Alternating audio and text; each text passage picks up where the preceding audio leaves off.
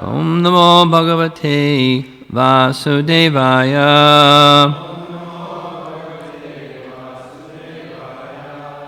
I'm going to chant together text 20, Canto 9, Chapter 11. Lord Ramachandra rules the world. Nedam yaso raghupate sura yachnayata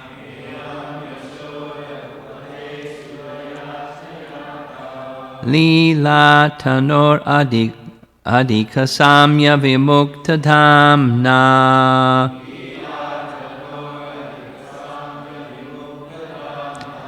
Raksho vadho jaladi badhanam astrapungai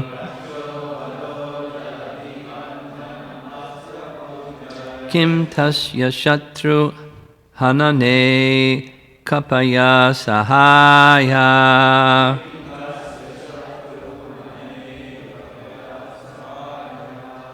Nedam yasho raghupate sura yachna yata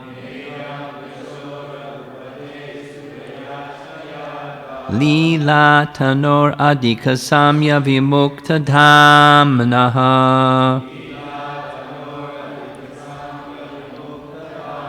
Raksho vadho jaladi badhanam astrapughai Kim tasya shatru hanane kapaya sahaya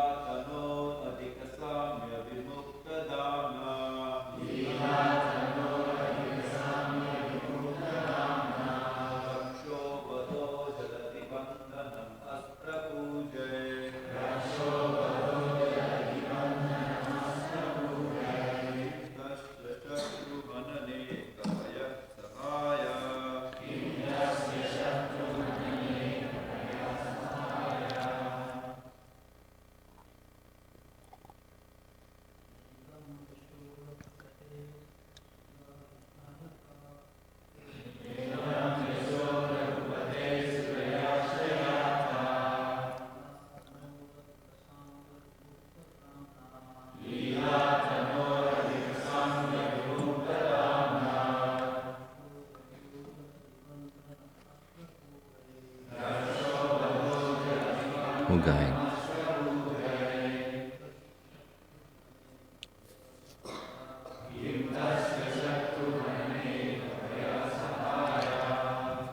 Ladies?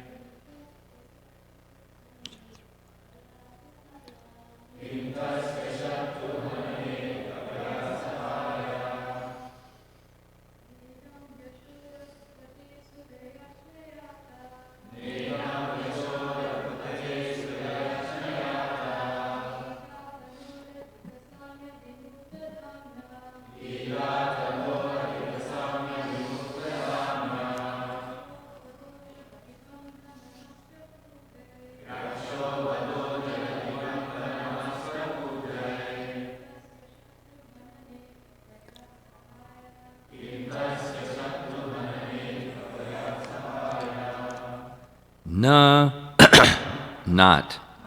Idam, all these. Yashaha, fame. Raghupatehe, of Lord Ramachandra. Sura Yachnaya, by the prayers of the demigods. Ata Lila Tanoho, whose spiritual body is always engaged in various pastimes. Adhika Samya Vimukta Dhamnaha,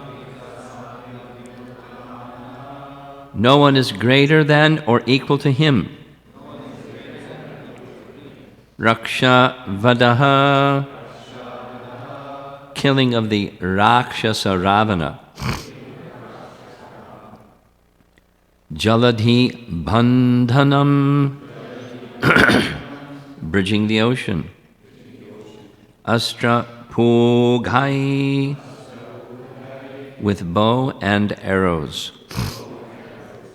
Kim, whether. Tasya, his. Shatru Hanane, in killing the enemies. Kapayaha, the monkeys. Sahaya, assistance. Translation. Lord Ramachandra's reputation for having killed Ravana with showers of arrows at the request of the demigods, and for having built a bridge over the ocean, does not constitute the factual glory of the Supreme Personality of Godhead, Lord Ramachandra, whose spiritual body is always engaged in various pastimes. Lord Ramachandra has no equal or superior, and therefore he has no need to take help from the monkeys to gain victory over Ravana.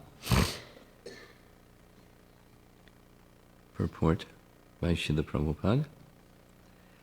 As stated in the Vedas, Svetashvatara Upanishad 6.8, Natasya karyam karanam cha vidyate, natat samaschabhyadikashya trishyate, parasya shaktir vividaiva shruyate, swabhavaki jnana balakriyacha. Translation. The Supreme Lord has nothing to do, and no one is found to be equal to or greater than him. For everything is done naturally and systematically by his multifarious energies. The Lord has nothing to do. Na tasya karyam karanam cha vidyate. Semicolon. Whatever he does is his pastime. The Lord has no duty to perform to oblige anyone. Nonetheless, he appears to act, to protect his devotees or kill his enemies. Of course, no one can be the Lord's enemy, since who could be more powerful than the Lord? There is actually no question of anyone's being his enemy. But when the Lord wants to take pleasure in pastimes, he comes down to this material world and acts like a human being, thus showing his wonderful, glorious activities to please the devotees.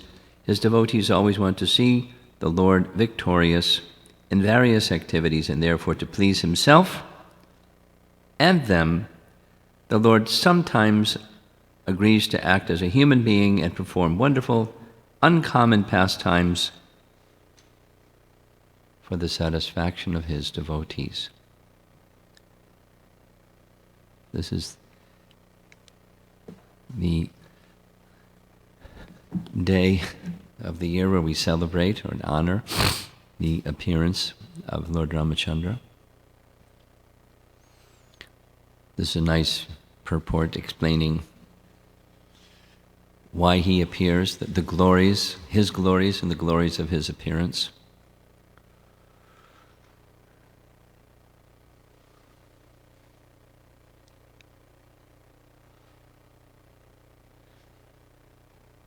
probably most of you know, but it's really fascinating in one sense that Valmiki wrote the Ramayana prior to Lord Ramachandra's appearance. In what yuga did Lord Ramachandra appear? Treta Yuga. And Valmiki lived in Satya Yuga. He performed the austerities that he performed for 40,000 years, after which he wrote Ramayana, before the pastimes happened. Pretty cool, huh? And then they happened. And this means the pastimes of Lord Ramachandra are literally eternal. And then sometimes they're manifest, and sometimes they're not manifest.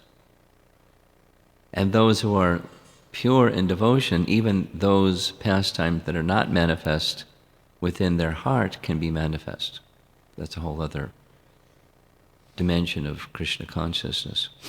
But when the Lord manifests his pastimes, he does so to attract the hearts and the minds of his devotees.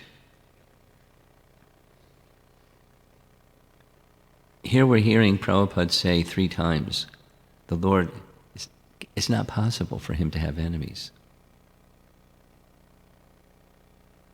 So let's just speak for a moment about the fact that he has no enemies. What's Ravana? He's definitely inimical. Look what he did. Stole Sita. Tried to have his military kill Ramachandra. He deployed this general and that general and this army and those spies and conspiring, and I mean, he was behaving like an enemy. But so he has no enemies means from the Lord's side, he has no enemies. So persons may behave towards him as enemy, and then he'll reciprocate, oh, you wish me to be your enemy. Okay. But he's not feeling enemy-like or inimical. That rascal. Although in his Leela, he will sometimes say such things. It's a mystery. Let's step back. If one thinks of he who is transcendental to be like us who are not transcendental, it's a mistake, and we won't understand him. So to understand him, go the other direction, we must understand that he's transcendental. And that what the verse is saying, so it just mentions 2 of his unlimited pastimes. 2, one being killing Ravan with showers of arrows upon the request of the prayers of the demigods. 1. 2, he built a bridge with stones across the ocean. 800-mile bridge with stones floating. So those are 2 out of practically unlimited. And this is not the real glory of Lord Ramachandra. What's the real glory of Lord Ramachandra? Well, it's not only saying one thing, this is the real glory and anything else isn't the real glory. Rather,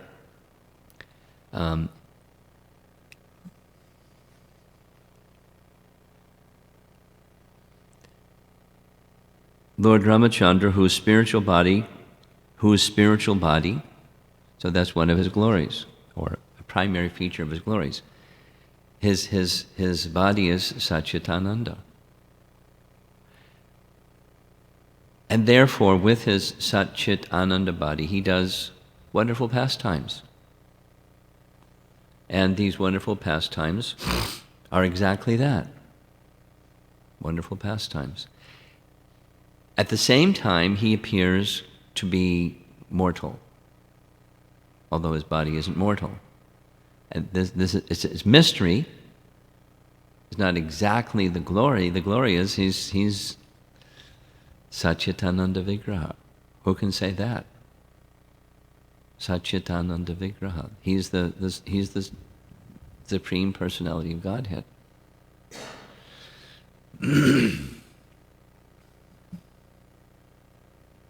Hanuman offers prayers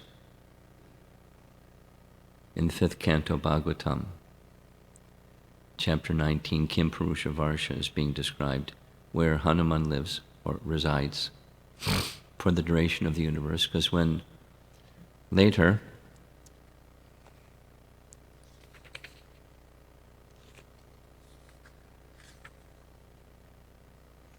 text 22, this is text 20.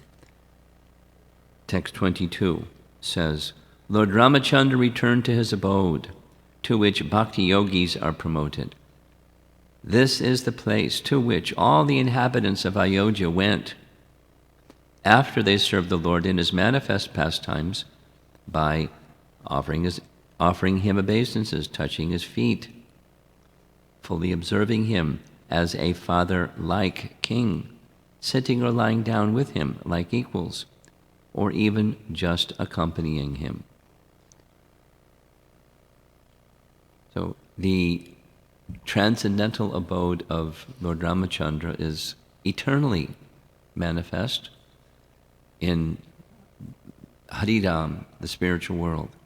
It's the uppermost region of Haridham, Ayodhya Dham. And when he returned, his associates returned with him, something like 60,000. He ruled for 60,000 years, and millions returned with him, except for one. Who stayed? Hanuman. Lord Ramachandra requested him or instructed him, you stay and sing my glories for the duration of the entire universe, as long as the sun shines. Sing my glories here in this realm. So that's what Hanuman is doing, fulfilling the instruction of Lord Ramachandra. But the pastimes of Lord Ramachandra, they're eternally being manifest in the spiritual world. And they're eternally being manifest, well, they're eternally going on in the material realm, and one who has qualified vision, they're taking place here. When we were in South India, we heard about the quality of devotion of King Kulashekar. King Kulashekar. What do you know about, when you hear the name King Kulashekar and think of what Prabhupada has said about King Kulashekar, what connects? He wrote some prayers, right? Mukundamala Stotra, those are his prayers. And Prabhupada loved those prayers. And you read those prayers and you understand why Prabhupada loved those prayers. There's so much in the mood of our Sampradaya, although he's... Anyway, and King Kulashekar was a great devotee of Ram. He was a great devotee of Ranganath, but specifically also a great devotee of Ram. And when he heard,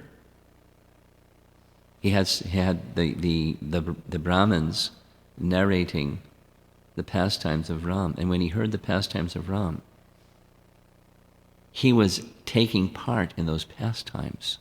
They were not like once upon a time in the past something happened.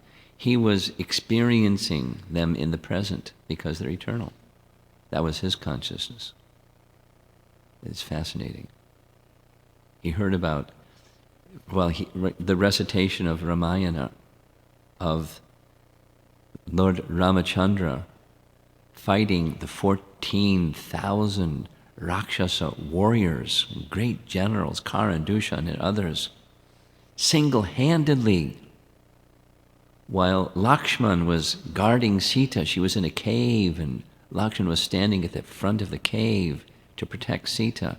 Ram is standing there, fighting single-handedly against 14,000 powerful soldiers. King Kulashekar told his ministers, I can't sit here idly in my palace while Ramachandra is fighting against 14,000 soldiers. Gather the military at once. Quickly, let's go to Janastan and fight and help Ram. So they did, because he's the king. And faster, faster. The ministers were, it's a story. It happened in another yuga. What do we do with our king? And then these things would happen. So they sent a special envoy to go north, because that's where Janastan is geographically in comparison to where King Kulashekar's kingdom was. And the advance party came back. Good news, king. Battle is over. Ram killed all 14,000 soldiers. Sita's safe. Sita, Ram, and Lakshman are now together. Ram is so wonderful. Let's go back.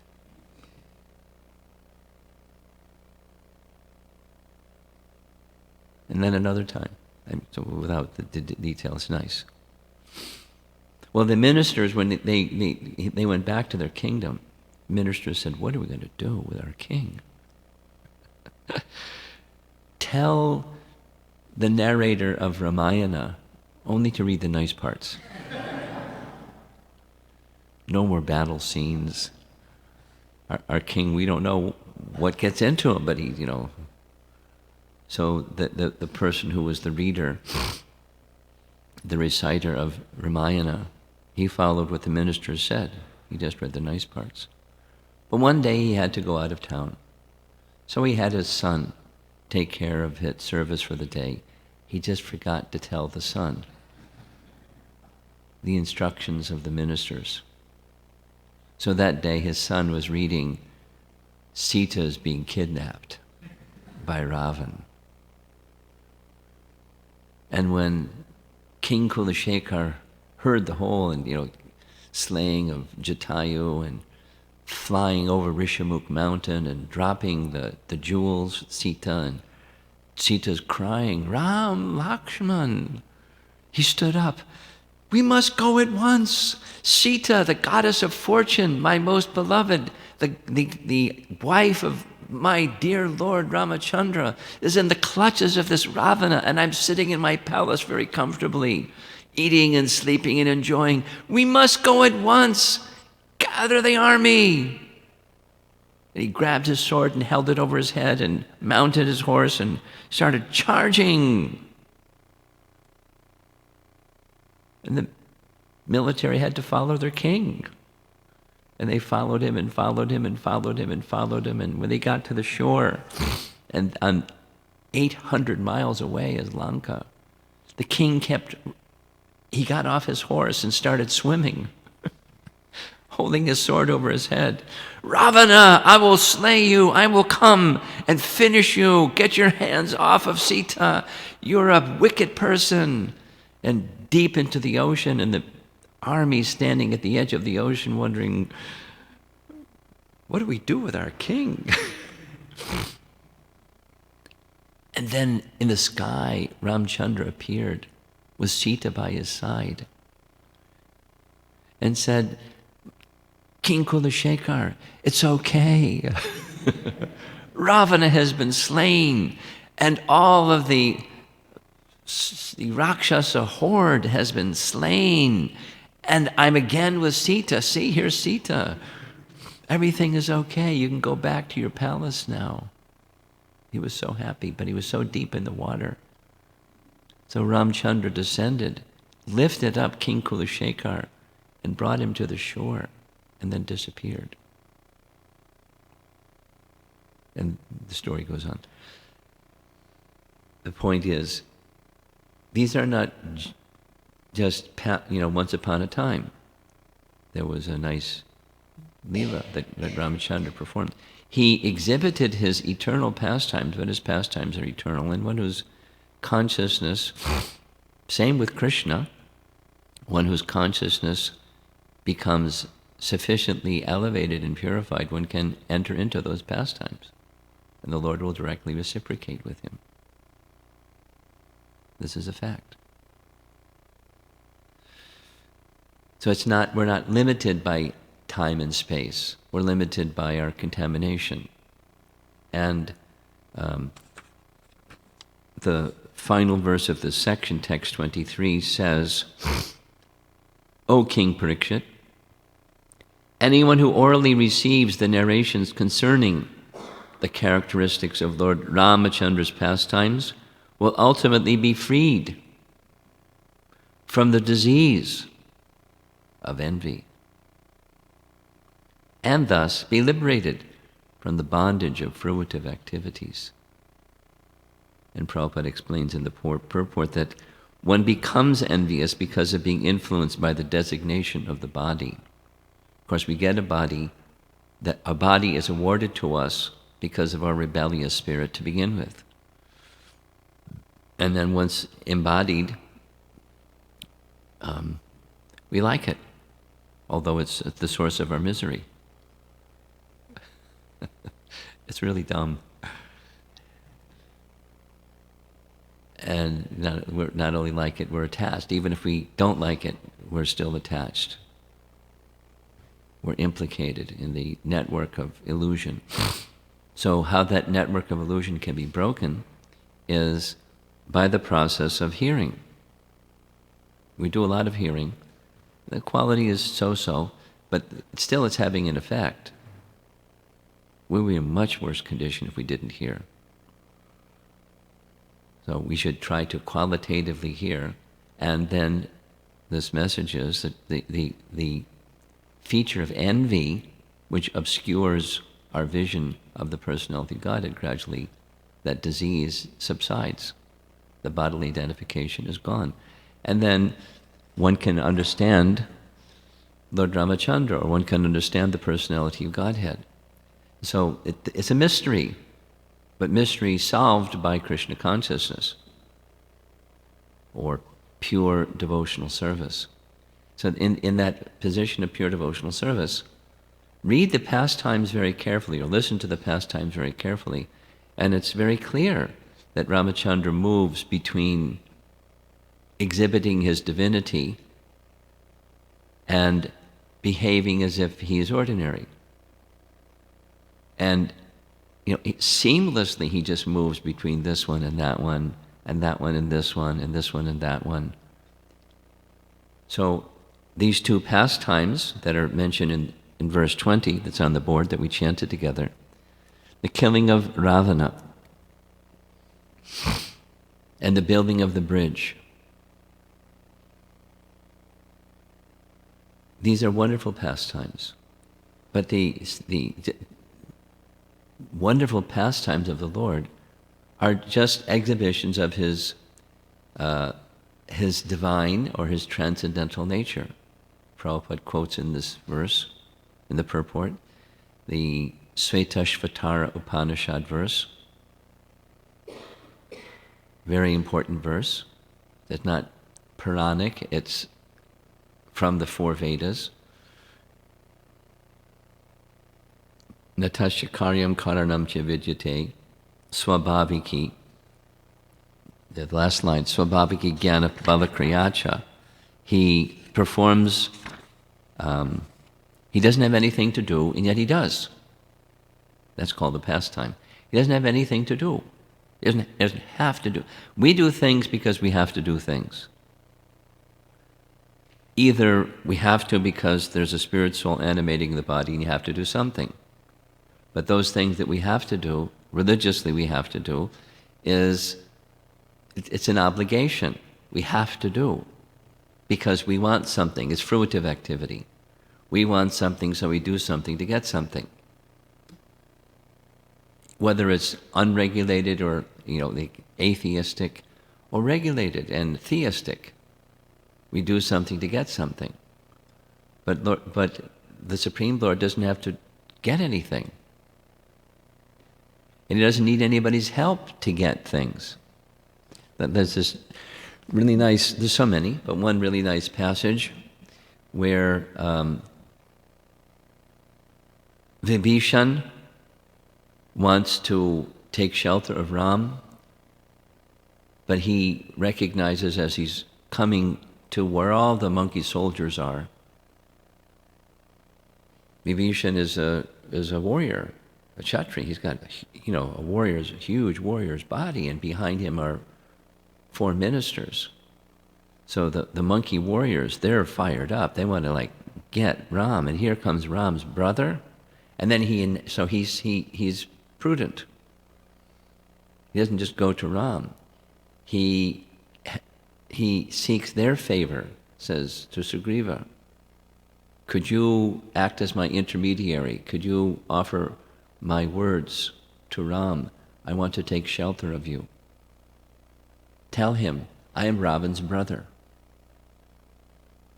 Ravan, who has stolen Sita. I am Ravan's brother. And I made every effort to give good sense to my brother, but he rejected it. So I've rejected him. I told him, give Sita back at once. But he wouldn't listen. So I'm here to take shelter of Ram. Please ask Ram to accept me. And Sugriva didn't want Ram to accept him. Didn't trust him, gave his reasons why. And part of the response from Ram is, Sugriva, I understand why you're speaking the way that you're speaking. You don't want any harm to come to me. You don't trust him because he could do this and that and cause me trouble. That's because of your love for me.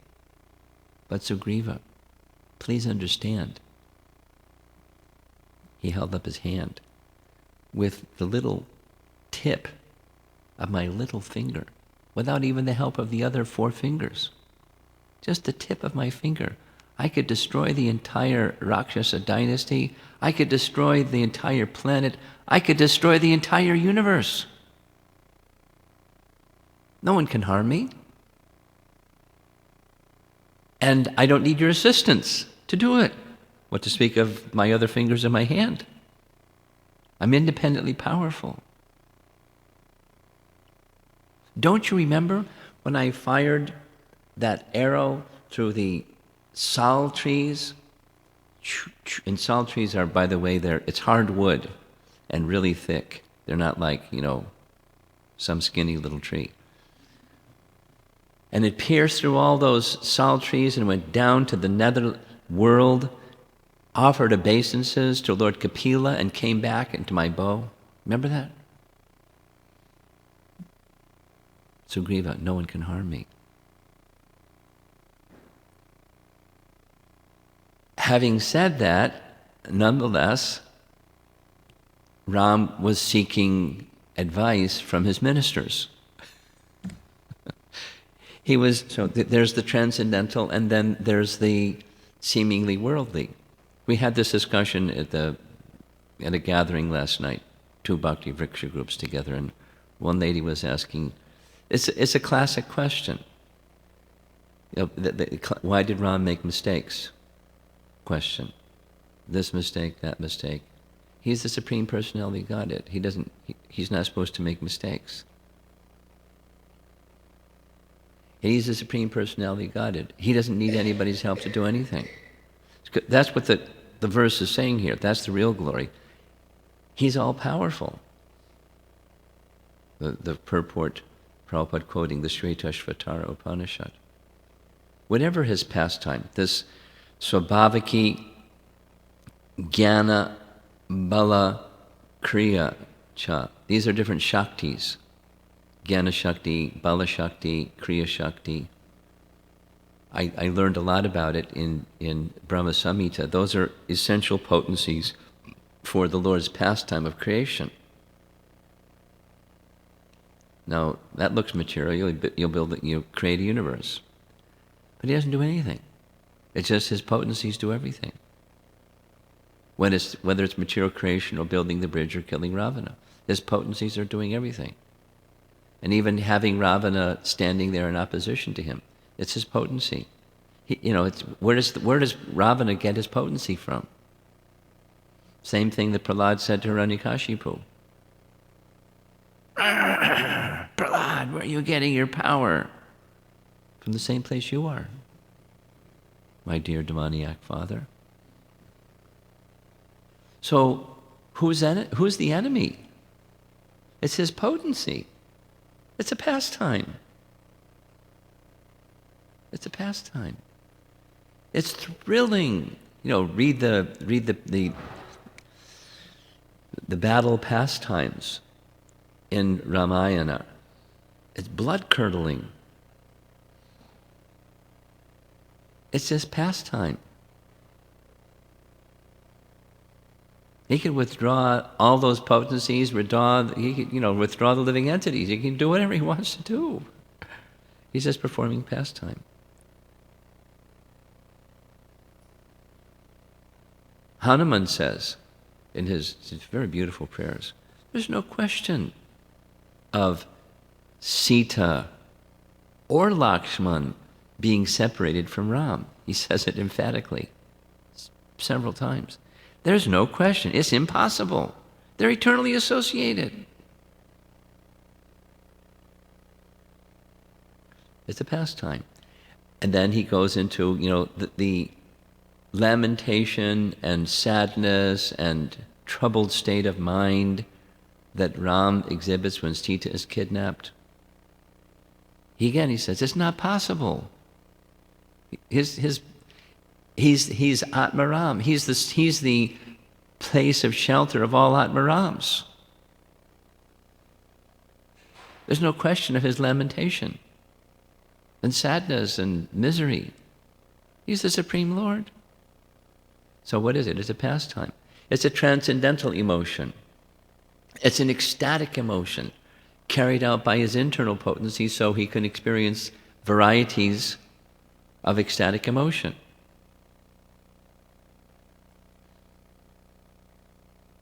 So there's an external, just like with Chaitanya Mahaprabhu's pastimes, we read, it's a little esoteric when you first read it. There's external and there's internal reasons for Lord Chaitanya's appearance. There's 3 and 3 that are named in Chaitanya Charitamrita.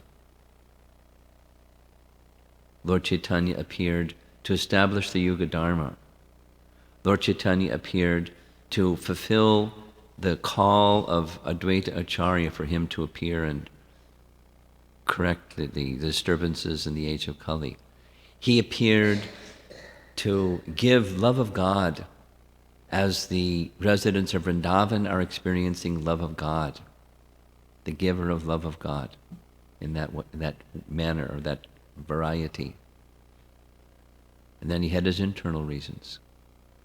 So Ramachandra, similarly, external, he's teaching lessons. He's teaching the ideal king. He's teaching us about life through his pastimes. He's teaching us about loving relationships and how he does different things to enhance loving relationships so that when we're in difficulty, we can understand the hand of the Lord is behind all this to strengthen our shelter-taking in him, or so many other ways of strengthening, enhancing loving relationships. Having us become freed from our contaminations so that there's purity in our relationship with him, shelter only in him. Akinchanatvam, having no other shelter but him. Ananya gati tvam. Ananya gati, having no other goal but that one thing, shelter in him. We're not there. So things happen so we can get there. And this is the personality of Godhead's kindness in dealing with us. So he exhibits those similar things in his pastimes. The lady at our gathering last night was wondering, she understood it, but she was kind of like not understanding it, So why did Ramachandra engage monkey warriors? To give them some service. Why did he ask Vibhishan how to cross the ocean? Do you have any recommendation? Yes, I have a recommendation. Samudra will help you. So then he performed a pastime that Samudra, 3 days of not helping him, he finally helped him. And then Samudra's advice was, Nala, he's the son of Vishwakarma, he'll know how to build the bridge. And he's right in your midst, just ask him, he'll help you. Oh, Nala, can you help me build the bridge? It's just giving him some service. Oh yes, I can help you build the bridge. A fantastic bridge. And it wasn't like, construction that normally takes place in India. How long it takes to do something. It was done so quickly and amazingly. Pastime. And engaging others in his loving service. That's also part of his pastime. And same for us. We're being engaged in loving service. Krishna doesn't need our service. Whatever our service is. You cook an offering, or clean the floor, or distribute books, or dress the deity. Krishna doesn't need our service. It's our good fortune that we have some service to do. That's the reality. And he's very kind. He engages us in service. Instead of, the misguided activities that we would otherwise be engaged in, causing misery for ourselves and others.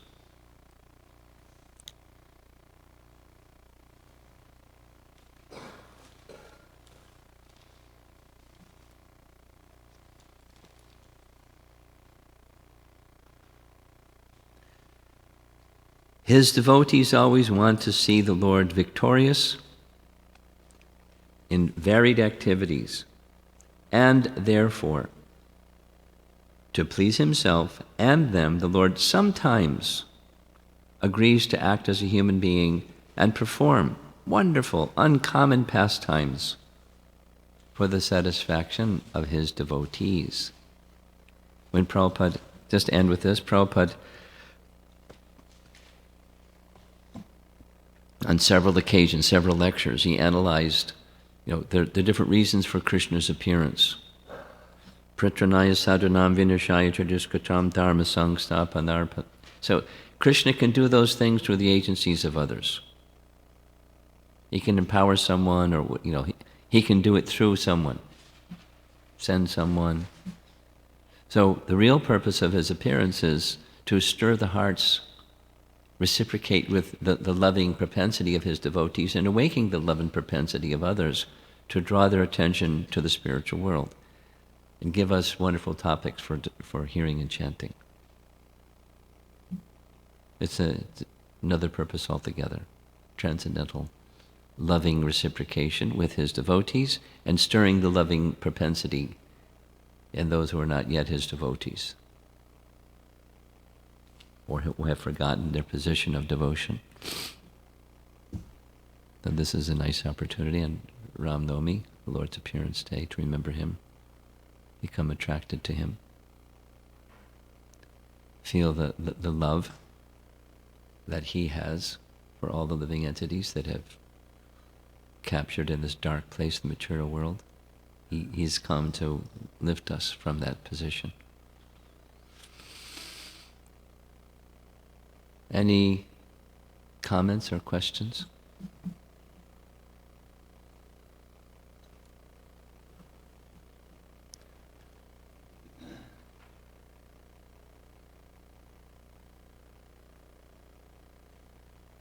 Hare Krishna. Thank you, Maharaj, for the class. I had two related questions. This is related to the section where you were saying how Lord Ramchandra explains to Sugriva why he should not be... Lord Ramchandra does what? He explains to Sugriva why he should not be concerned about Lord's protection. Okay.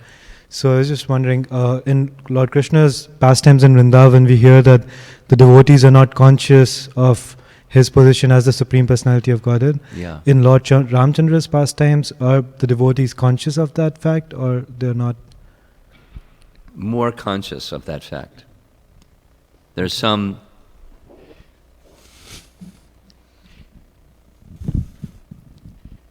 I'll make it short. I'll try to make it short. Within Goloka, there are 3 primary realms. And one of those primary realms is Vrindavan, and then Mathura, and then Dwarka. Successively, there's less, so Dwarka, Mathura, Vrindavan. In Vrindavan, even Krishna shows his divinity. He shows his divinity. And to some, for some, at least some acharyas describe like this, they understand Krishna's divinity, but the internal potency is so strong. The loving sentiment, the intimacy sentiment is so strong, it very quickly eclipses that. There's examples. Then in Mathura, we'll get to Ayodhya, but then in Mathura, there's some acknowledgement of his divinity, but that also becomes quickly covered, so that the intimacy can take place. The classic example is Krishna coming before Vasudeva and Devaki after 12 years of his being away, and they see him as God, and then he covers them so they can embrace him as their son, and Balaram. So, more Aishvarya, less Madhurya. And Dwarka, more Aishvarya, less Madhurya. And that's Goloka. And then the uppermost region of Haridham is Ayodhya, because still lots of intimacy, but also Aishvarya, more so than in Dwarka. So, but there's both, on the one hand and on the other hand. And it's all the movements of the internal potency having to do with the regard the living entities have for him, and Lord Ramachandra takes the position according to the living entities' regard for him. So sometimes the divinity, sometimes the ordinary. And then in the rest of Haridham, primarily it's Aishvarya.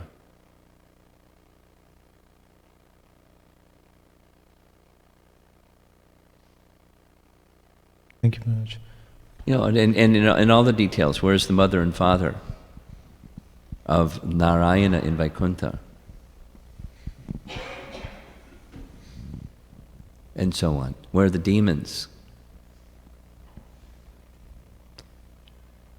Etc. So those pastimes they're there corresponding with the nature of the love of the residents of those places, and the Lord shows his pastimes accordingly,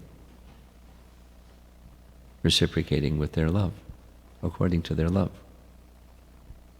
It's the Lord's perfect arrangement for each one of us. Something else?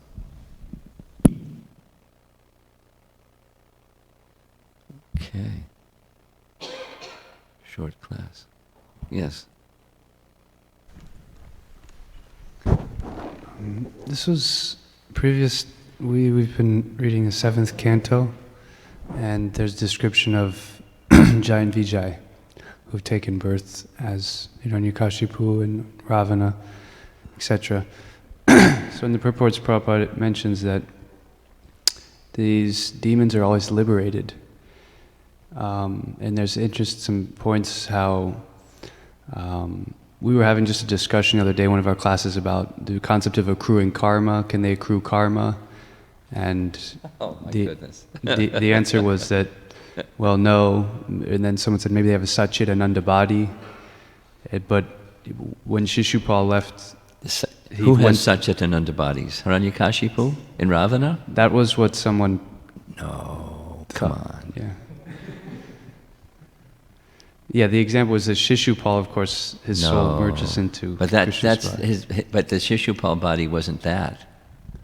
That's his soul. Right. Not the Shishupal body, or the Ravana body, or the Hiranyakashipu body. They're not Satchitananda bodies. So how is it? So is there any karma, or how is it that they're liberated even in that embodiment? Well, they're acting under the indication of the Supreme Lord. There's a in the passage in Vishwanath Chakravarti Thakur's commentary on the cursing of Jai and Vijay. In his commentary, he writes, Jai and Vijay, they were gatekeepers. They're not just, at the gate of Vaikuntha, there's other pastimes where they were in his palace, gatekeepers or doorkeepers. That's their service. And they, being intimately associated with the Lord, they understood. The Lord desires, he has different desires. And one of those different desires is, he likes chivalry. It's one of his rasas, secondary rasa. He likes. But who is a good combatant? Nobody. Our dear Lord Narayana, they prayed, if you so desire, we can take that service. If you wish, you make some arrangement. We can take that service. So to fulfill the desire of Jai and Vijay to take that service, he made the arrangement. It goes on, it's really it's very intricate. One time, once upon a time, they were guarding, Narayana wanted to take rest, right? Narayana wanted to take rest. So he said, you please guard my door and make sure nobody comes in. I want to take rest. So the goddess of fortune wanted to see Narayana. And Jai Vijay said, no, you can't. He wanted to take rest. He said, you can't go in. So she became transcendentally upset. So when Narayana woke up, pastime, Lakshmi shared with Narayana, you know what Jai and Vijay did? They wouldn't let me in. You should punish them. He didn't want to punish them because they were doing what he had asked them to do. Literally. Even the goddess of fortune, he was following. But she was with that mood. She wanted him to punish them. So the cursing of Jai and Vijay was the fulfillment of Lakshmi's desire. It was the fulfillment of Jai and Vijay's desire. It was the fulfillment of the Lord's desire. And it was the support of the Brahmanas, the four Kumaras. So Vishwanath Chakravarti Thakur says, just see how expert the Lord is. And things that are very complicated, we get spun out when things are complicated. For him, he just, natasya karyam karanam javidyate.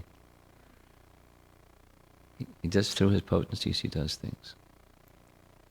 So they were transcendently situated in the sense that they were carrying out the desire of the Lord. They're in a liberated position because they're carrying out the desire of the Lord. But they behaved. They behaved, and they weren't like actors in a drama.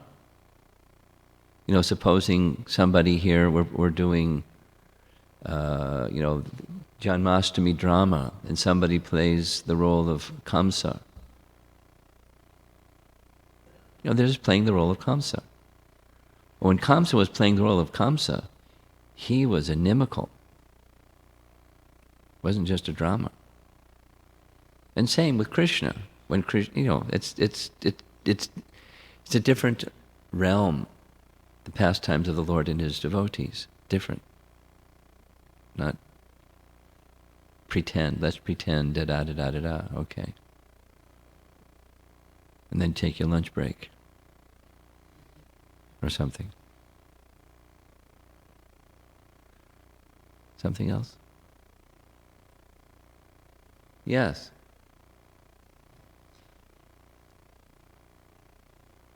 With his apron on.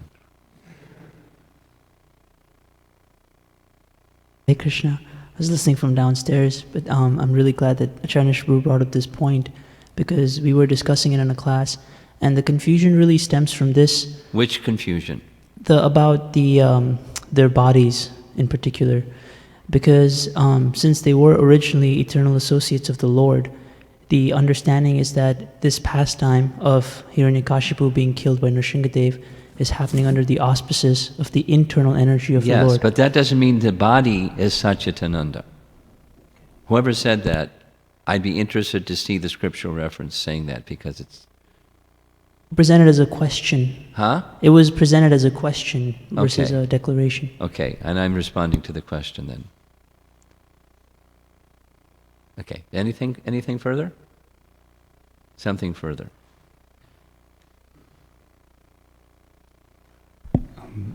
Maharaj, I was hearing one class you gave about Lord Nityananda, where I forget the devotee, but he didn't properly show respect to Lord Nityananda, and therefore he fell down.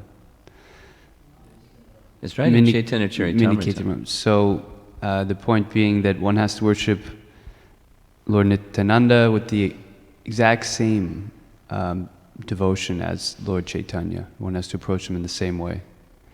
So then I just am commenting, maybe you can, I'm asking, maybe you can comment on that similarly that applies for Krishna, Balaram, and Lakshman, and Lord Ram. Sure. So generally it seems our focus goes on the, I guess you might say the Vishaya, or rather the Ashraya, or like Krishna, Rama, we're focusing... This sounds like a really complicated question. Do you even know what you're asking? I'm just wondering that... I'm wondering what you're asking. To really manifest that means generating a lot of devotion towards Balaram, towards Lakshman. Sure. Hearing a lot of... Sure. On an equal level. Yeah.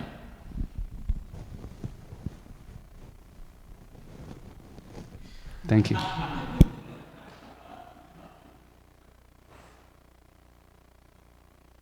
Anything on the ladies' side?